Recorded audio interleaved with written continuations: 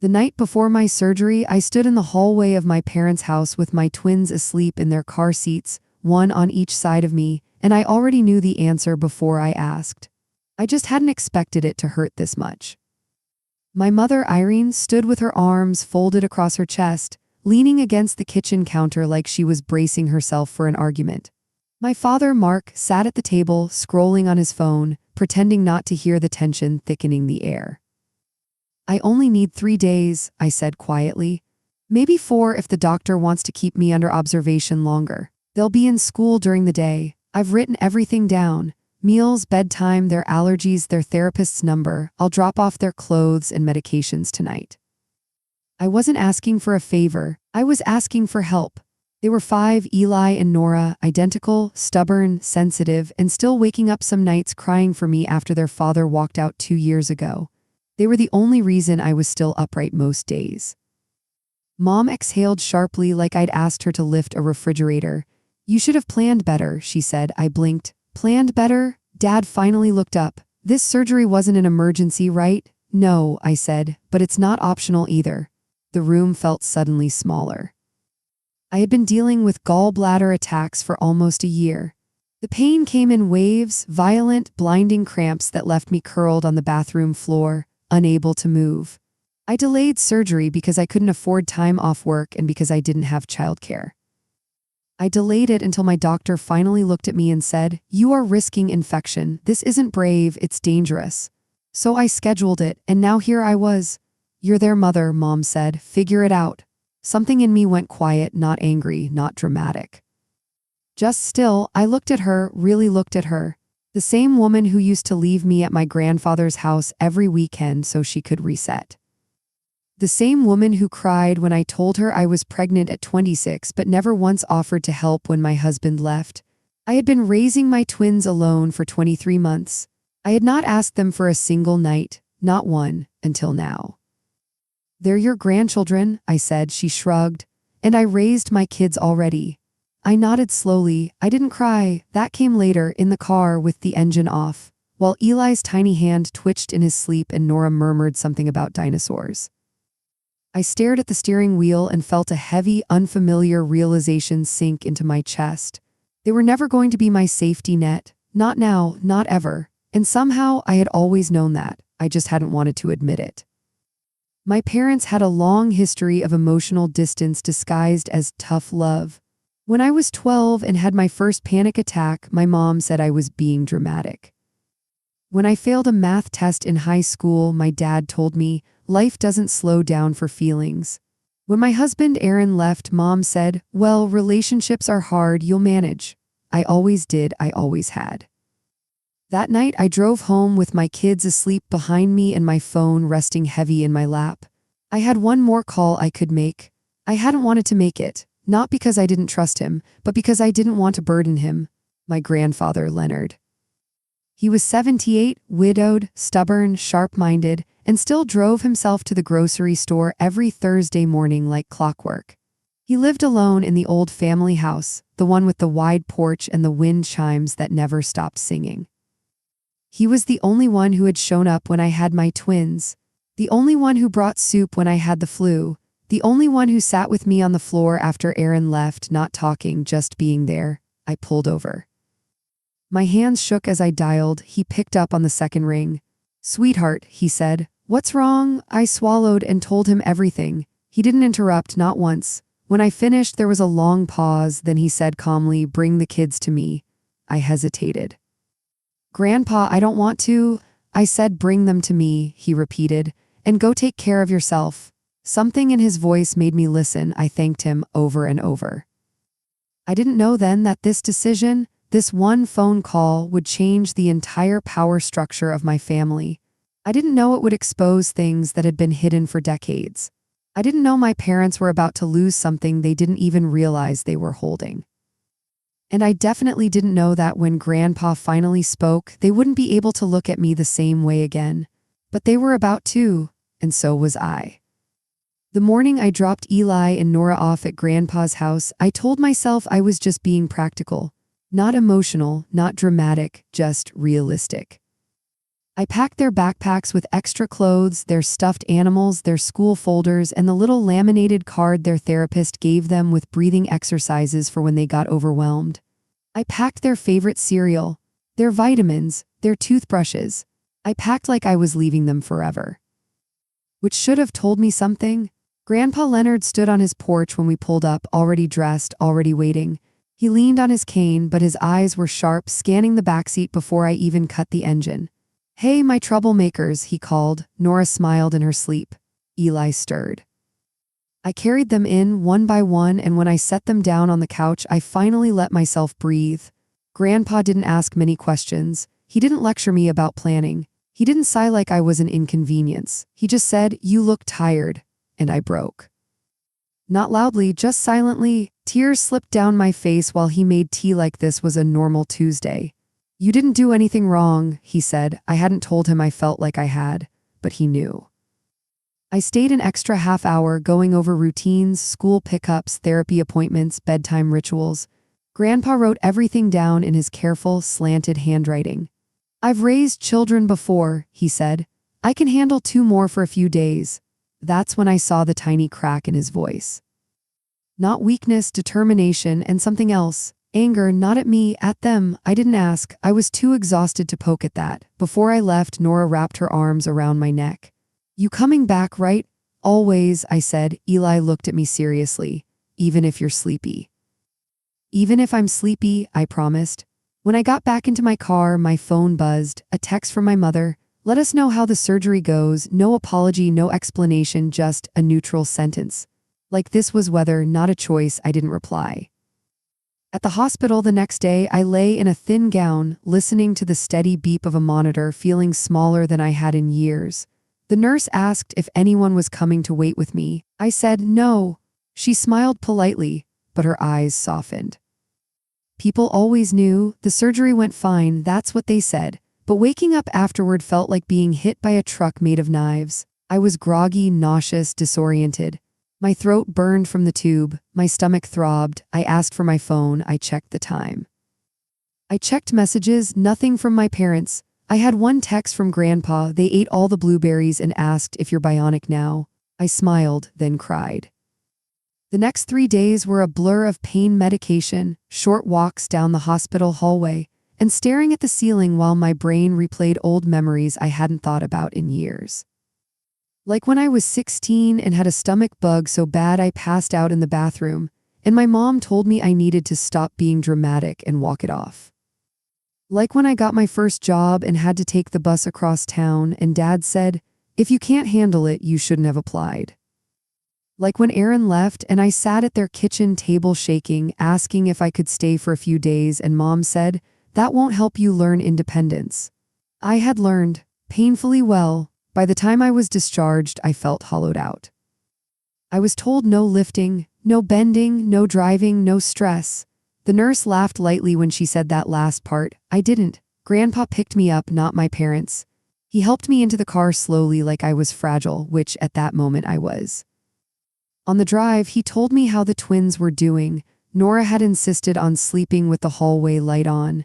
Eli had asked about me every night. "They're good kids," he said. "You've done well with them." I swallowed. Nobody had ever said that to me before. When we got to his house, I expected to go inside and rest. Instead, he pulled into his driveway. My kids burst through the front door. "Mom!" They climbed on me carefully like they knew I was breakable. I held them and thought about how close I had come to being completely alone. Not in a dramatic way, in a quiet, terrifying one. That night, while they slept and Grandpa made soup, he sat across from me and studied my face. "You're not going back to asking people who won't show up," he said. It wasn't a question. I nodded. "I think," he continued, "that it's time some people learned what they've been taking for granted." I looked at him. "What do you mean?" He smiled, not kindly, purposefully. I didn't know what he meant. Not yet, but I felt it, like a storm forming far away and moving closer. 2 weeks after my surgery, my parents invited me over for Sunday dinner. That alone should have warned me. They hadn't invited me to anything since Aaron left. Holidays were complicated. Birthdays were busy. Even when the twins turned 5, they dropped off a card and left before cake. So when Mom called and said, "We thought it might be nice to have everyone together," I felt something in my chest tighten. Hope is a dangerous thing. I told Grandpa about the invitation. He didn't say much, just nodded slowly and said, "I'll come too." That should have told me something. I arrived with the twins around 4. My abdomen still ached when I moved too fast, and I was careful lifting them out of the car. Mom watched from the porch, arms crossed like always. "You look tired," she said, not concerned, just observant. Inside, Dad was already pouring himself a drink. My older brother Shane was there too, 34, child-free, always too busy for family things unless they involved praise or praise-adjacent activities. The twins ran to the living room. No one followed them. Mom gestured toward the kitchen. "Sit." That word again, not please, not come in, just sit. We made small talk, weather, work, Shane's upcoming trip. Nobody asked about my surgery. Nobody asked how I was healing. After about 15 minutes, Mom finally said, "So your grandfather watched the kids?" "Yes," I said. Dad let out a short laugh. "Figures." I looked at him. "What does that mean?" "It means," Mom said, cutting in, "that Leonard always swoops in like a hero and makes the rest of us look bad." I blinked. "He offered," I said. "I didn't force him." "You shouldn't have asked him," Shane said. "I didn't," I replied. "He offered." Mom sighed like she was exhausted by me. "We just think it's irresponsible to rely on someone his age." My chest tightened. "He did great." "That's not the point," Dad said. "The point is you put him in that position." I stared at him. I had been on pain medication. I had been unable to drive. I had been told not to lift more than 10 pounds. My twins each weighed more than that, and somehow I was the problem. "You refused," I said quietly. Mom shrugged. "We had our reasons." "What reasons?" I asked. She tilted her head. "We didn't feel comfortable." "With your grandchildren," I clarified. Silence. Shane cleared his throat. "Mom and Dad just think you lean on people too much." Something in me cracked. "I lean on people," I repeated. "You've always needed help," Mom said, "even as a kid." I laughed once, sharp, unintended. "As a kid," I said. "I was a kid." Dad leaned back in his chair. "Here we go." "No," I said. "Here we don't go," because I'm not arguing. I just want to understand how me asking for 3 days of help after surgery makes me a burden. Mom's voice hardened. "You chose to have children." "So did you," I replied. Her lips thinned. "That's different." "How?" She didn't answer. Instead, she stood up and walked to the hallway closet. When she came back, she held something in her hand. A manila folder. My stomach sank. She set it on the table.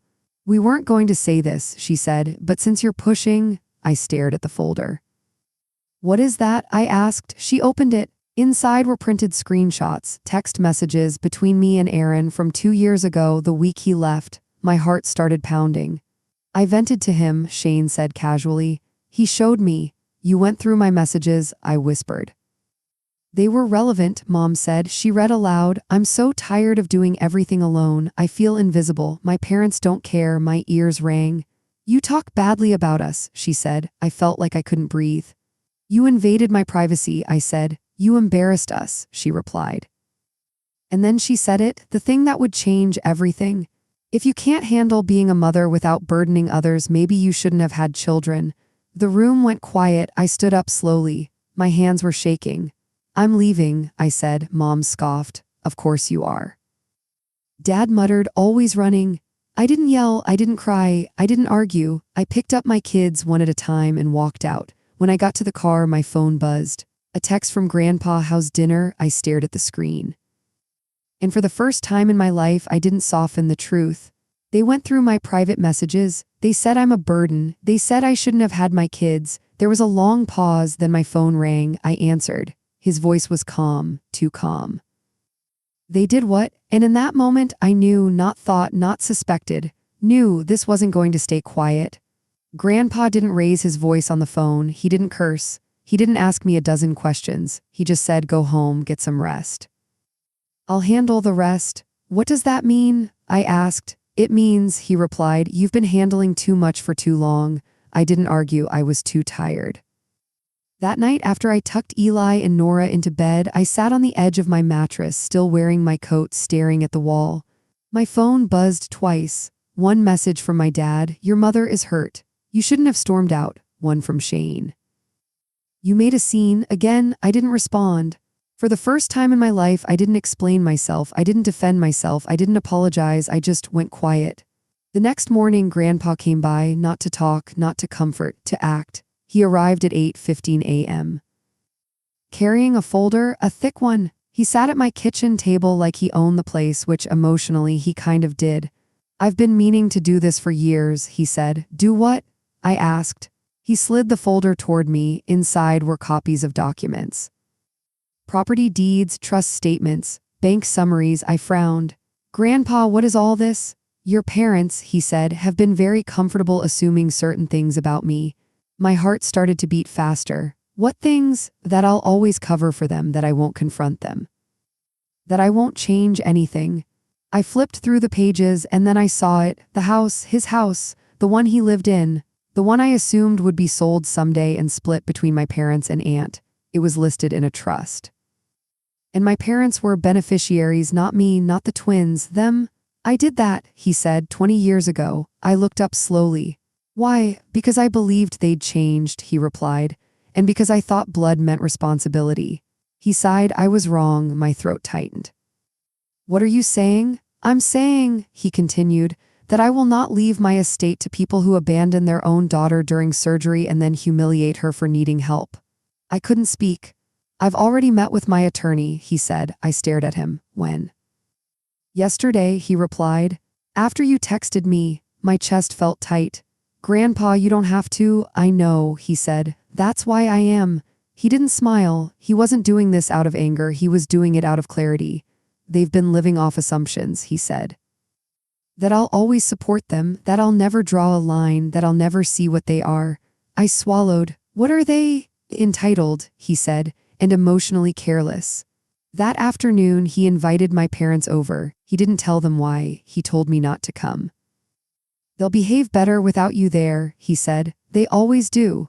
That sentence alone told me how much he had seen. I stayed home, tried to nap, couldn't. At 4:42 p.m. my phone rang. It was my mom. Her voice was sharp. What did you tell your grandfather? I told him the truth, I said. What truth? She snapped. I paused. All of it. She inhaled sharply. He called us. He wants a meeting. I know, I replied. You're trying to turn him against us, she accused. I laughed softly. No, I said, I stopped protecting you. She hung up. At 6:10 p.m. Grandpa called. They're on their way, he said. I sat on my couch staring at the wall. What's going to happen? I asked. That depends, he said, on how honest they can be. I didn't believe they could be. At 7:03 p.m. my dad texted, What game are you playing? I didn't reply. I wasn't playing a game. I had just stepped off the board. I didn't hear what was said in that meeting. Not yet, but I knew one thing. When Grandpa Leonard spoke, he didn't raise his voice. He didn't threaten. He didn't posture. He told stories. And he told the truth. And people who had lived comfortably inside lies did not like that. At all. The silence afterward was the hardest part, not the confrontation I imagined happening at Grandpa's house, not the raised voices I assumed would follow, not even the fallout I braced myself for. It was the quiet. 3 days passed. No calls, no texts, no passive-aggressive messages, just nothing. I kept checking my phone anyway. I told myself I didn't care. I did. Silence has a way of digging under your skin, whispering questions you don't want to answer. What did he say? What did they say back? Did they laugh it off? Did they blame me? Did they finally understand? On the 4th day, Grandpa came over again. This time he brought dinner and news. He set the bag on the counter, took off his coat, and sat across from me at the table like a judge about to read a verdict. They didn't take it well, he said. I nodded. I didn't expect they would. Your parents, he continued, believe that love is something you earn by not being inconvenient. My throat tightened. They told me you've always been too sensitive, he said, that you exaggerate, that you make everything harder than it needs to be. I let out a small, humorless laugh. They told me, he went on, that you use your children as emotional leverage. My hands clenched. They said you manipulate situations to make them look bad. I closed my eyes. And then, Grandpa said, I asked them a question. I opened my eyes. What question? He leaned back in his chair. I asked them to describe you. I blinked. What do you mean? I asked them, he said, tell me who your daughter is, not what she does wrong, not what annoys you, tell me who she is. My chest felt tight.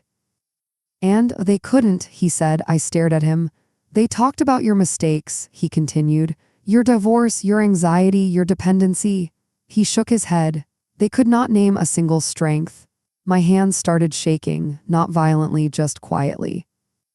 Like everything inside me was finally surfacing. They know nothing about you, he said, not because you hide, but because they never bothered to look. I swallowed. What did you say? I told them, he said, that I was ashamed of them. That sentence hit me like a wave, not in a dramatic way, in a deep, bone-heavy way. I told them, he continued, that if they spoke to you the way they spoke about you, they should be grateful you still answer their calls. I stared at him. I told them that refusing to care for their grandchildren during their daughter's surgery wasn't a boundary. It was abandonment. I felt my eyes burn. And then, he said, I told them about the trust. My breath caught. They thought I was joking, he said. Your mother laughed. I could picture it. She asked if this was one of my dramatic old man stunts, he continued. And I slid the papers across the table. My pulse pounded. What did they say? They stopped smiling, he said. I waited. Your father asked what they'd done to deserve this. My stomach twisted. And what did you say? I said, he replied, this isn't a punishment. This is alignment. I blinked. Alignment with my values, he explained, with the people who show up. With the people who don't make love conditional. I pressed my lips together. They accused you, I whispered. Yes, he said. They said you manipulated me, that you're playing victim, that you turned me against them. I laughed softly. What did you say? He looked me directly in the eyes. I said, no, I finally paid attention. Something in me cracked open, not pain, relief. They are very angry, he added. Of course they are. They believe this is temporary, he said. They believe they can wait it out. I nodded. They always do. He reached across the table and placed his hand over mine. They underestimate you, he said. They always have. That night I didn't sleep much, not because I was scared, but because for the first time in my life I wasn't bracing. I wasn't explaining. I wasn't anticipating the next emotional demand. There was space. And in that space something strange began to form. Not joy, not yet, but something close, peace. And I knew deep down that when my parents finally spoke to me again, it wouldn't be the same. Because something had shifted, they just didn't know it yet. They reached out on a Tuesday, not together, not calmly, not kindly. My dad called first. I let it ring. Then my mom, then Shane, then dad again. I watched my phone light up like it was haunted. I didn't answer, not because I was afraid, because I was done reacting. At 6:47 p.m., a text came through from my mother. We need to talk. Your grandfather is confused. You've put ideas in his head. I stared at the screen. And for the first time, I didn't feel the familiar urge to fix it. I typed one sentence. I didn't put anything in his head. I stopped lying about what was in mine. She didn't reply. The next morning, Grandpa called. They're coming by, he said. My stomach tightened. Here. No, he replied. Here, meaning his house. He paused. You're welcome to come, but you don't have to. I thought about it. I thought about the surgery, the messages, the folder on the table, the way they had looked at me like I was a burden. I'll come, I said. I didn't know why, but I knew I needed to see their faces. When I arrived, they were already there. Mom sat rigid on the couch, hands clasped. Dad stood near the window, arms crossed. Shane leaned against the wall, scrolling on his phone like this was all an inconvenience. When they saw me, the room shifted. Not hostility, something more dangerous, control trying to reassert itself. Oh, so now you show up, Mom said. I sat down. I was invited, I replied. She scoffed. Of course you were. Grandpa sat across from them, quiet, still. He waited. Dad cleared his throat. This is unnecessary. Grandpa didn't respond. Mom leaned forward. We're concerned about you. That made me laugh, not loudly, just once. Why? Grandpa asked. Mom blinked. Because you're making impulsive decisions, she said. You've always been emotional. Grandpa tilted his head. What decision exactly is impulsive? Dad stepped in. This trust nonsense, it's extreme. Why? Grandpa asked again. They exchanged glances. Shane finally spoke, because it punishes them. He pointed at me. I looked at him calmly. I didn't ask for anything, I said. Mom snapped. You cried to him? No, I replied. I told him the truth. And that's different how? She demanded. I inhaled slowly. It's different because I didn't soften it for you. Silence. Grandpa folded his hands. Do you know what you said to her? He asked them. Mom stiffened. She exaggerates. No, he said. You said she was a burden. Dad shook his head. That's not what we meant. You said she shouldn't have had her children, Grandpa continued. Mom opened her mouth, then closed it. You went through her private messages, he added. Shane looked away. You humiliated her, he said, while she was recovering from surgery. Mom scoffed. You're hearing her side? No, he replied. I'm watching yours. That hit. They weren't used to that. I asked you who she was, Grandpa continued. You couldn't answer. Mom's face flushed. That's not fair. It is, he said. It's precise. Dad's voice rose. So what, you're going to disinherit us over a misunderstanding? Grandpa looked at him. This is not a misunderstanding, he said. This is a pattern. They went quiet. I have watched you minimize her for 32 years, he continued. I have watched you dismiss her pain. I have watched you frame her independence as weakness. He leaned forward. And I watched you abandon her when she needed you most. Mom whispered, we didn't abandon her. You refused, he said, and then you shamed her for asking. That's when it happened. Mom turned to me, her eyes sharp. You made him hate us. I felt something settle inside my chest, not anger, clarity. I didn't make him do anything, I said. I stopped protecting you. Dad shook his head. You're twisting this. No, I replied. You're losing control of it. That silence again. He turned to Grandpa. You can't do this, Dad said. We're your children. Grandpa nodded. And she is mine.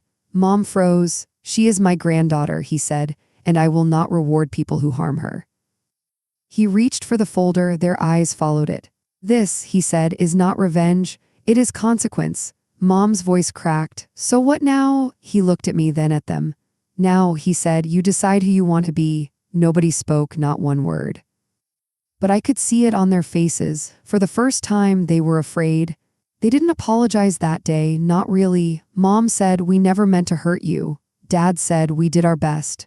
Shane said nothing. And for the first time, I understood something clearly. An explanation is not accountability. Regret is not repair. And intention does not erase impact. I didn't argue. I didn't beg. I didn't try to make them understand. I just listened. Grandpa closed the folder. This conversation is over, he said. Mom looked stunned. What? I said what needed to be said, he replied. So did she? He looked at me. You don't owe anyone anything. We left in the car. I didn't cry. I didn't feel triumphant. I felt light, not happy, but unburdened. Like I had set down something I'd been carrying since childhood without realizing it. The next few weeks were strange. My parents sent messages that sounded polite but hollow. Hope you're feeling better. Tell the kids we miss them. Not once did they say, we're sorry. Not once did they say we were wrong, and that told me everything. I stopped responding, not dramatically, not with a speech, just quietly. The twins noticed. Why don't we go to Grandma's anymore? Nora asked one night. I knelt in front of her. Because sometimes, I said, people aren't safe for our hearts. Eli frowned. Even if they're family? Especially if they're family, I said. Grandpa adjusted the trust, not as a weapon, as a boundary. He didn't tell them the details. He didn't need to. What mattered was that he changed where his loyalty lived. He moved it. To me, to the twins, to people who showed up. My parents tried once more. They showed up unannounced. I didn't let them in. Mom cried. Dad got angry. Shane looked embarrassed. I stood behind the door and said one sentence. You don't get access without accountability. Then I walked away, and that was it. No dramatic fight, no screaming, no last words, just closure. The kind that comes when you stop trying to be understood by people who benefit from misunderstanding you. A month later, I took the twins to Grandpa's house for Sunday dinner. Nora helped him water the plants. Eli followed him around asking 1,000 questions. I sat on the porch watching them, feeling something I hadn't felt in a long time. Safety. Grandpa sat beside me. You're different, he said. I feel different, I replied. You're not asking for permission anymore, he observed. I smiled. I didn't know I was. He looked at me. You were trained too? That night when the twins were asleep, I sat alone and thought about my parents, not with rage, not with longing, with acceptance. They were who they were, and I was no longer trying to make them something else. That was the real victory. Not the money, not the shock, not their faces when Grandpa spoke, but the fact that I no longer needed them to approve of my existence. I had my own life, my own children, my own boundaries, and for the first time, I wasn't surviving. I was living. 3 months passed, not quietly, not peacefully, but with a new kind of noise, the kind that comes when people realize they can't manipulate you anymore. My parents didn't accept the shift. They tested it, first with guilt, then with nostalgia, then with subtle threats disguised as concern. Mom sent photos from my childhood, birthday parties, school plays, smiling moments curated like evidence. Look how happy we were, the caption read. I didn't respond. Dad sent articles about family forgiveness and the dangers of grudges. I didn't respond. Shane tried humor, you've always been dramatic. This will pass, I blocked him, not angrily, decisively, because peace does not coexist with people who minimize your pain. The twins adjusted faster than I did. Kids are like that. They don't romanticize absence. They adapt. They still asked about Grandma and Grandpa sometimes, but less, and eventually. Not at all, they laughed more, they slept better. Eli stopped biting his nails. Nora stopped having nightmares, and I didn't miss the way my parents used to love them. Conditional, inconsistent, performative. One afternoon, Grandpa asked me to come with him to his attorney's office. I thought it was paperwork, it was something else. Your name is officially on the trust now, the lawyer said, and the twins' names. I blinked. Grandpa squeezed my hand. This isn't about money, he said. It's about security. I nodded because I understood. I had never had that, not emotionally, not financially, not structurally. Everything in my life had always felt temporary, precarious, like it could be taken away if I upset the wrong person. Not anymore. When we left the office, I sat in the car and cried, not from sadness. From release, from the strange grief of realizing how long I had lived without safety and how heavy that had been. That night, I wrote my parents a letter, not to reconcile, to close the loop. I didn't insult them. I didn't accuse them. I didn't beg. I wrote. I will not participate in relationships that require me to shrink to be tolerated. I will not expose my children to conditional love. If you want a relationship with us, it must be built on accountability, respect, and change, not obligation. This is not punishment. It is protection. I mailed it. Not expecting a response, they sent one anyway, 6 pages. My mom wrote most of it. It said a lot, but admitted nothing. She blamed her upbringing, her stress, her intentions. She said she felt attacked. She said she didn't recognize me anymore. That one sentence told me everything. People who benefit from your silence always hate your clarity. I didn't reply, and something else happened. Something unexpected. I stopped rehearsing conversations in my head, stopped defending myself to imaginary versions of them, stopped needing them to understand. That space, mental space, felt like oxygen.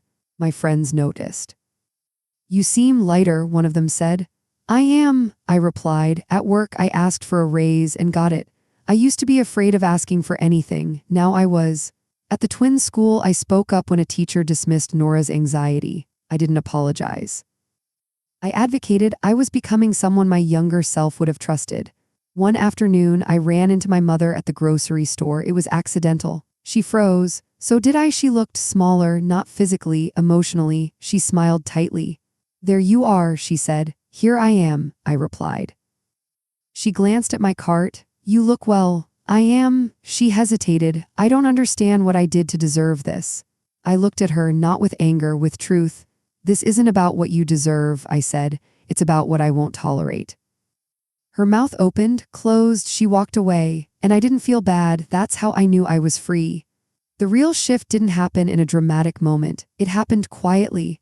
On an ordinary Tuesday morning while I was packing lunches, Nora wanted triangles, Eli wanted squares. I cut the sandwiches carefully, listening to them argue about whose dinosaur was faster, and suddenly I realized something. I wasn't bracing, not for a text, not for a criticism, not for disappointment. I was just there, present. That had never been my normal. My normal had always been anticipation of judgment, of dismissal, of being misunderstood. My nervous system had lived in that space for so long I hadn't known it could rest. Now it was resting, and it felt strange, almost suspicious. A few weeks later, Grandpa had a mild health scare. Nothing serious, just a dizzy spell that landed him in the ER overnight. But when I got the call, my chest tightened like it used to. Old panic, old fear, old reflex. But this time I didn't freeze, I didn't spiral, I didn't think who will help me, I just acted. I dropped the kids at a friend's house, I drove to the hospital, I sat beside his bed, he squeezed my hand. "See?" he said weakly, "you're stronger than you think." I smiled. "I've always been strong." He nodded. "Yes, but now you know it." That night, as I sat alone in the hospital cafeteria, I realized something else. My parents had never been my safety net. I had been, for myself, for my kids, for everyone. And now I finally had someone holding that net with me, not controlling it. Not judging me for needing it, just holding it. A month later, my father tried again. He sent a message that simply said, "We should talk." No apology, no acknowledgement, no accountability, just expectation. I stared at the screen and felt nothing, not anger, not fear, not longing, just clarity. I typed, "If the conversation includes responsibility and change, I'm open. If it's about returning to how things were, I'm not." He didn't reply. That was my answer. The twins asked about him once, months later. "Is Grandpa Mark mad at you?" Eli asked. I knelt down. "No," I said, "he just doesn't know how to be kind in the ways that matter." Nora thought about that. "Does he want to learn?" I hesitated, then said, "I don't think so." She nodded. "Kids don't need complexity. They need truth." One evening, after I tucked them in, I sat on my couch and realized something else. I didn't miss my parents. I missed who I wished they were. And that grief, that specific kind of grief, finally finished its work. I stopped hoping, and in doing so, I stopped hurting. Grandpa's lawyer called a few weeks later to finalize some paperwork. I went with him again. As we walked out, he said something that stuck with me. "You know," he said, "inheritance isn't just money." I smiled. "I know. It's patterns," he said, "beliefs, boundaries." I nodded. "And you're breaking one?" That night, I wrote in a journal for the first time in years, not venting, not explaining, just documenting who I was becoming. I wrote, "I no longer confuse love with endurance. I no longer apologize for having needs. I no longer negotiate my worth." It felt final, not like an ending, like a foundation. My parents faded into the background of my life, not dramatically, naturally, like old wallpaper you don't notice once you repaint. And when people asked about them, I didn't flinch. I said, "We're not close." And that was enough. I wasn't hiding anymore, and that changed everything. By the time the twins turned 6, our lives had settled into a rhythm that felt sacred. Not perfect, not idyllic, but steady, predictable in a way that made my heart rest instead of race. We still visited Grandpa Leonard every Sunday. He taught Eli how to garden, composting, watering, timing seeds to bloom. Nora and I baked bread, flour dusting her tiny fingers as she insisted we add more chocolate chips than the recipe allowed.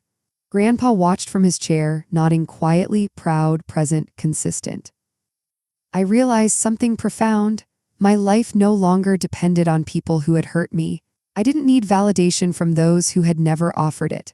I didn't need approval from the ones who had abandoned me when I was vulnerable. And I certainly didn't need them to define what family could be. Once my mom called, her voice was cautious. "Hi, I just wanted to see how you are." I paused, then said carefully, "We're well, the kids are thriving." A long silence, and Grandpa. I smiled faintly. "He's great, and he's proud of us." She didn't say anything more. I didn't expect her to, and I didn't wait for her approval. The twins never asked to see her or Dad, and when I asked them if they wanted to, they shrugged. They didn't miss the conditional love they'd never really had. They were too busy learning what consistency, safety, and loyalty felt like. And that, above all else, was what mattered. One afternoon, while we were all in the garden, Eli looked up at me. "Mom, you're strong," he said. I felt a lump rise in my throat. "I try," I said. Nora nodded. "No, you are." I laughed softly, brushing her hair from her face. That moment, so simple, so honest, was a reckoning I didn't expect, not from them, but from myself. I had spent decades shrinking, explaining, excusing, enduring. I had spent decades internalizing the idea that my worth was conditional, measured by how much I tolerated, how much I gave, how little I demanded. Not anymore. Grandpa never boasted. He never announced my victory to the world. But I felt it in the quiet, the subtle shift of power, of authority, of truth finally acknowledged. My parents' faces the day Grandpa spoke, they'd never look the same again. But I didn't need them to. I didn't need them to see, to admit, to respect. That moment had been mine. I had finally set the boundary that decades of words, tears, and resilience had prepared me for. I built a home where my children could thrive without fear, where love wasn't transactional, where respect wasn't earned through endurance but given freely because it mattered. Where safety was not a wish, it was a guarantee. And as the sun set behind the garden, casting long golden shadows over the twins running and laughing, I felt the full weight of it. I had survived. I had endured. I had loved relentlessly. And now I had justice. Not revenge, not anger, not humiliation, justice, quiet, unshakable, calming, true. I took a deep breath, feeling it fill every part of me I'd once left vulnerable.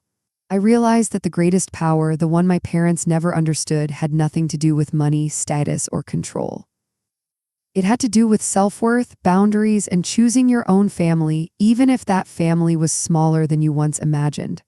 I looked at Eli and Nora, their faces glowing in the evening light, and I whispered to myself, "This is the life I promised you."